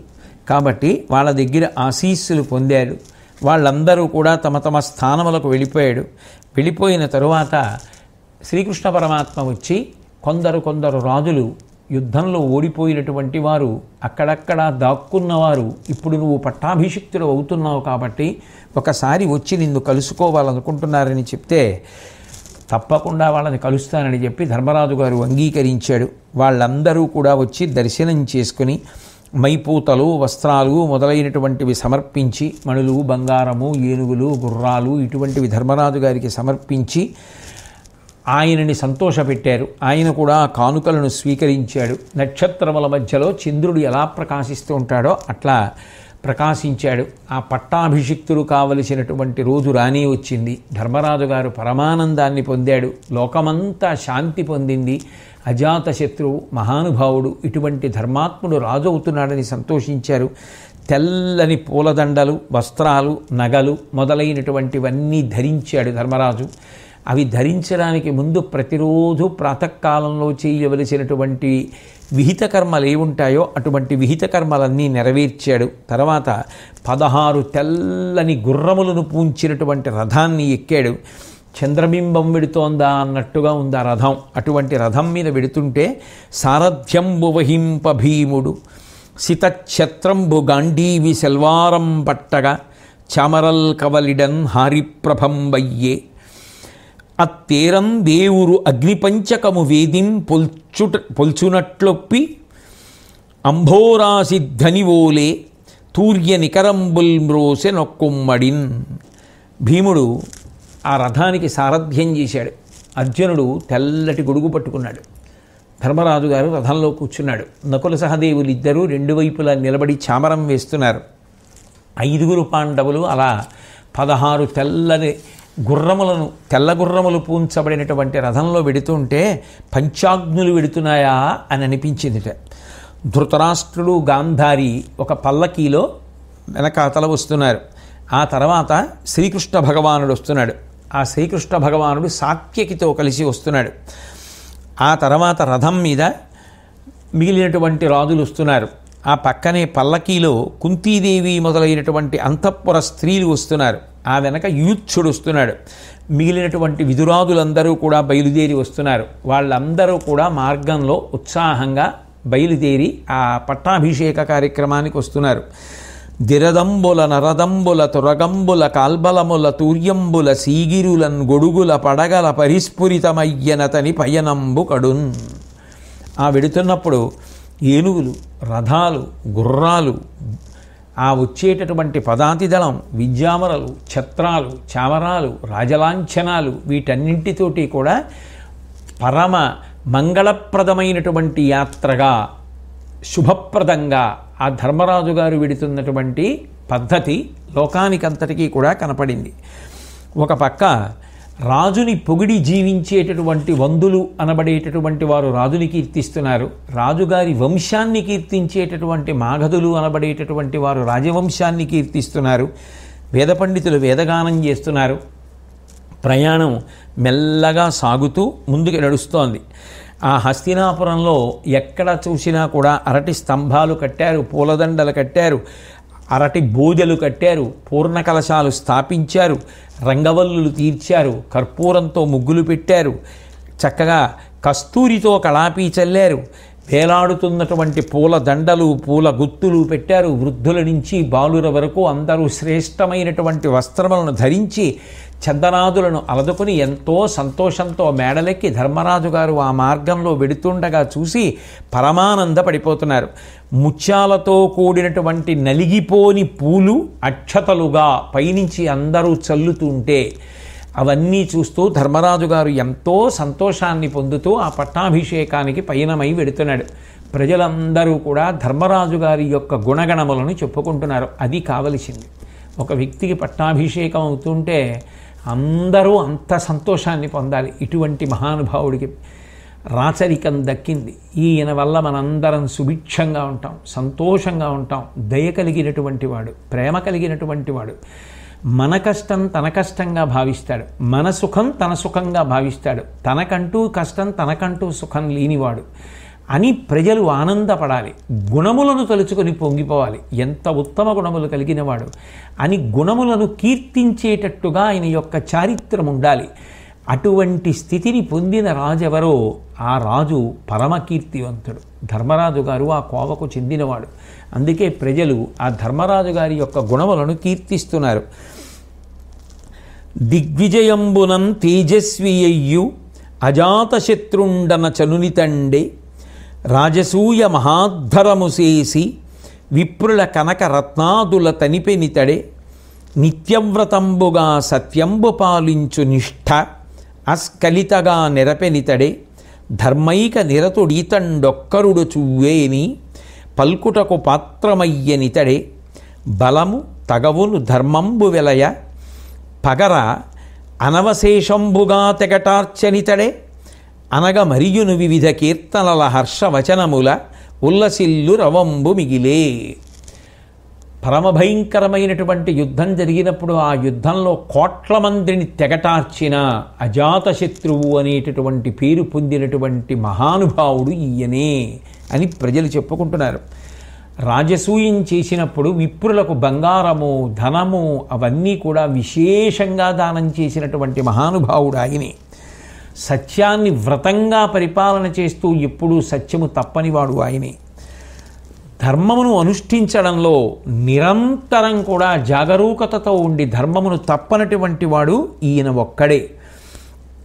శత్రువులను నిశ్శేషంగా ఒక్కడు కూడా మిగలకుండా సంహరించినటువంటి వాడు ఈయనే అని ప్రజలందరూ కూడా ఆయన యొక్క గుణగణములను ప్రస్తుతి చేస్తుంటే అందరూ వింటూ ఉండగా పరమ సంతోషంతో కుంతి ధర్మరాజు గారి యొక్క సోదరులు వింటూ ఉండగా ఆ రథం ముందుకి నడిచి వెళ్ళిపోతోంది. మంగళవాద్యాలు చేతులలో ధరించినటువంటి శుభప్రదమైనటువంటి రూపములు కలిగినటువంటి వ్యక్తులు ముందు వెడుతున్నారు, పుణ్యస్త్రీలు ముందు నడిచి వెడుతున్నారు.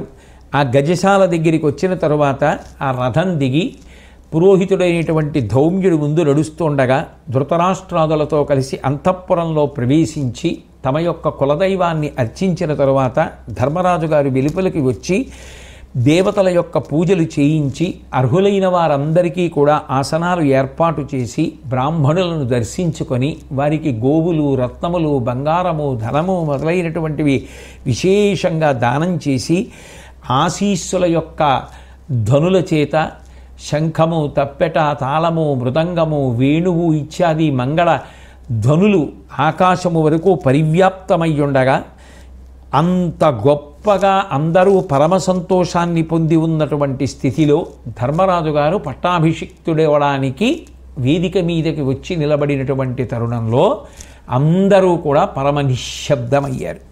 అటువంటి స్థితిలో చార్వాకుడు అనబడేటటువంటి ఒక రాక్షసుడు బ్రాహ్మణ రూపాన్ని పొంది వచ్చి ఆ ధర్మరాజును ఉద్దేశించి అన్నాడు, వినుము నరేంద్ర, సర్వమగు విప్రజనంబును కూడి నన్ను పంచిన విధము ఈతడేటిపతి చేసిన పాపము పెద్ద చంపుచో జనకుడు భ్రాత పుత్రులను శంక ఒకించుకలేదు సద్గురుండనియడి కొంకు బుద్ధి ఇసుమంతయు పుట్టదు వీని కాల్పనే.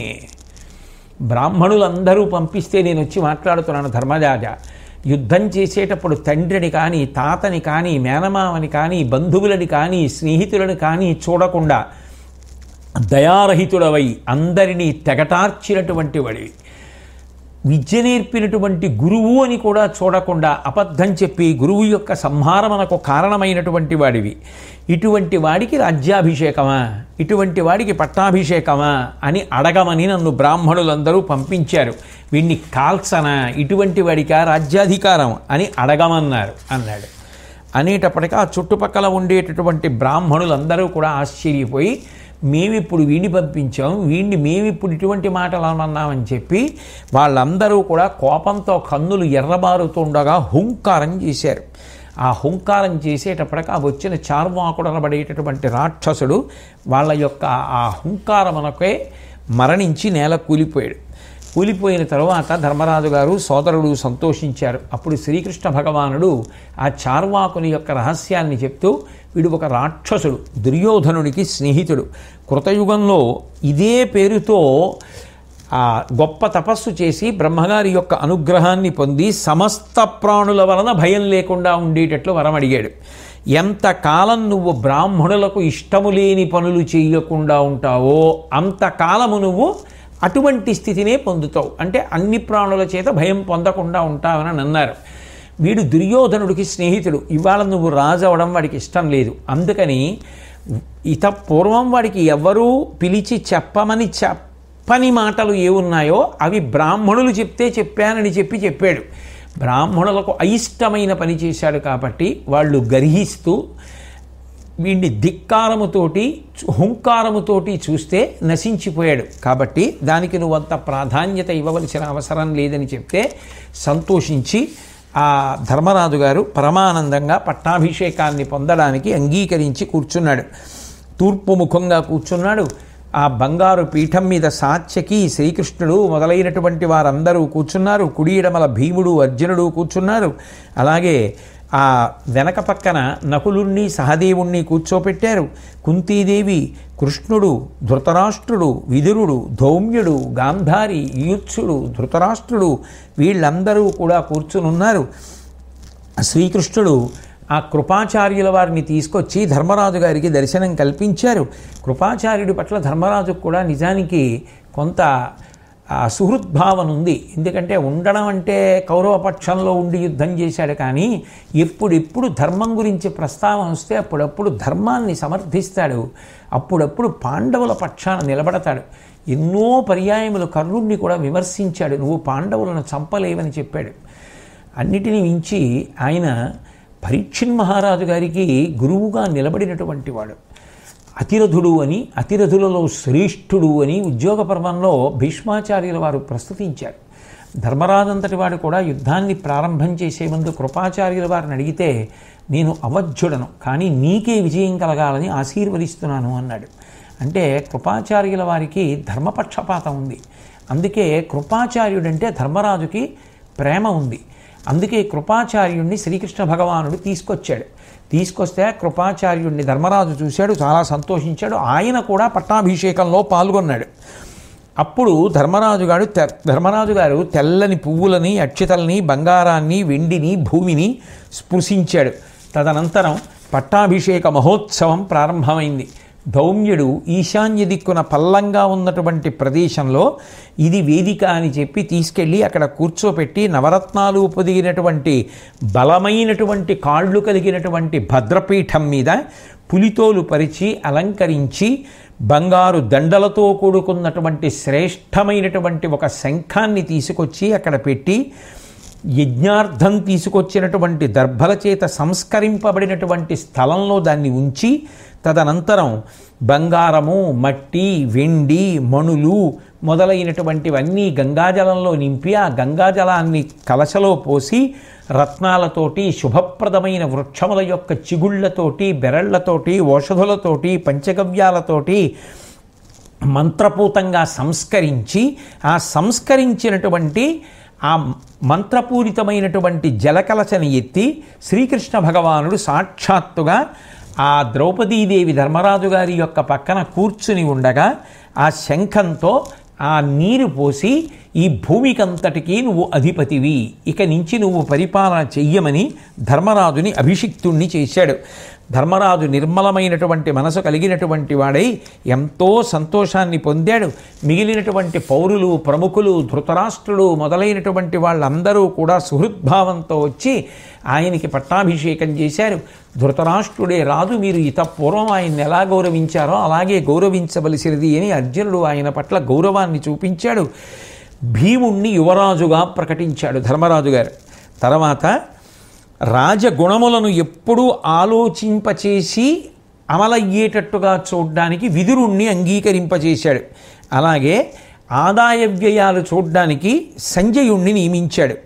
సేవకులకు జీతాలు ఇప్పించడానికి, వారి చేత పని చేయించడానికి నకులుణ్ణి నియమించాడు. యుద్ధములను నిర్వర్తించడానికి, రాజ్య సంరక్షణ చూడడానికి అర్జునుడిని నియమించాడు. అలాగే బ్రాహ్మణులకు సంబంధించినటువంటి కార్యకలాపములన్నింటినీ కూడా పర్యవేక్షించడానికి ధౌమ్యుడికి అధికారం ఇచ్చాడు. నిరంతరం తన పక్కన ఉండి తన యొక్క రక్షణ కర్తవ్యాన్ని నిర్వర్తించేటటువంటి అధికారాన్ని చివరి తమ్ముడైనటువంటి సహదేవుడికి కట్టపెట్టాడు. ఈ విధంగా ఎవరికి అప్పజెప్పవలసినటువంటి పనులు వాళ్ళకు అప్పజెప్పి చలివందిరులను సత్రంబులు పెట్టించను, తటాకములు దేవగృహమ్ములు కల్పించను, బంధుజనులకు సుగతి ఎగుటకై వినుతభంగి నృపా. ఆ బంధువులందరూ యుద్ధంలో పోయిన వారు ఎవరున్నారో వాళ్ళందరికీ ఉత్తమగతులు కల్పించాలి అన్న ఉద్దేశ్యంతో చలివేందరాలు పెట్టించాడు, చెరువులు తవ్వించాడు, దేవాలయాలు నిర్మాణం చేయించాడు. లోకమున కలుగు భూసుర లోకమునకు నెల్ల గోవులం పసిడియు నానాకల్పంబులు బంధులకై కోటి విధముల నిత్య నతులిత భక్తిన్.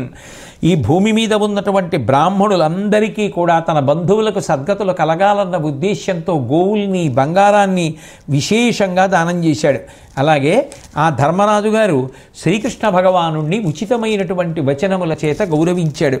అమల భవదీయ సుప్రసాదమున చేసి పితృపితామహక్రమయోగ్య పీఠమైన వినుత సామ్రాజ్యమునకేని విభుడనై కృతార్థతానంద పూర్ణుండ నైతి కృష్ణ. మా వంశంలో మా తాతలు తండ్రులు అనుభవించినటువంటి ఈ రాజ్యాన్ని పరిపాలించడానికి అనుకూలంగా ఇవాళ నేను సింహాసనం మీద కూర్చుని పట్టాభిషిక్తుడయ్యానంటే శ్రీకృష్ణ పరమాత్మ అది కేవలము నీ యొక్క నిర్హేతుక కృపాకటాక్ష వీక్షణముల వలన సంభవమైంది తప్ప అన్యథా వేరొక విధంగా సంభవం అయ్యేది కాదు కదా. బావలని మరుదులని మా మీద ఇంత ప్రేమ చూపించి నీతో కలుపుకొని మా యొక్క శ్రేయస్సుని చూడడం నీ యొక్క నిరతిశయమైనటువంటి ప్రేమకు కారణము. ఆదిమ పురుషుడ అగుటను వేదంబులు చెప్పు అవియు వెరుచు పలుకగా నీ దృక్ప్రకారుడని దామోదర నీ పెంపెరుంగ నరుల కలవియే. ఈశ్వర ఆదిపురుషుడవు, అందరికన్నా ముందున్నవాడవు నువ్వే, అంతము లేనివాడవు నువ్వే. నీకు అనేకమైనటువంటి నామములు. నిజానికి నీ గురించి చెప్పడానికి వేదములు కూడా భయపడతాయి. ఎందుకంటే నీ యొక్క వైభవాన్ని చెప్పడం వేదములకే సాధ్యం కాదు. అటువంటి మహత్తరమైనటువంటి వైభవాన్ని కలిగినటువంటి వాడివి. దురితముల చెరుప శుభముల పెరింగింపంజాలు నట్టి పేళ్ళులు నీకుం పురుషోత్తమ కడుపెక్కవి పరమార్థ ద్యోతకములు భావింపంగన్. నువ్వు ఒక్కొక్కసారి ఒక్కొక్క గుణాన్ని ఆవిష్కరించినప్పుడు గౌణములై నీకు ఎన్నో నామములు.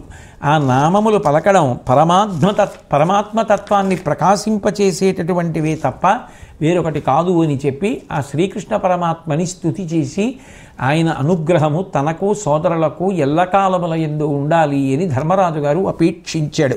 తదనంతరం బహురత్నమయ ఘన ప్రాసాద మండప దాసదాసీ జనోద్భాసితంబు తత్తుల్య వైభవ తదధిక ధనధాన్య ముఖ వస్తు సంచయ సుఖకరంబు కిన్నెరవల్లభ గృహ సమానత్వ మహావిభూతి స్ఫురణాంచితంబు సర్వసంపత్స్ఫూర్తి చారు వామాక్షి ప్రచార సంశోభిత స్థల చయంబు అయినవాని రారాజు అనిలుజనకు దుససేను మందిరము పార్థునకు వరుసతోడ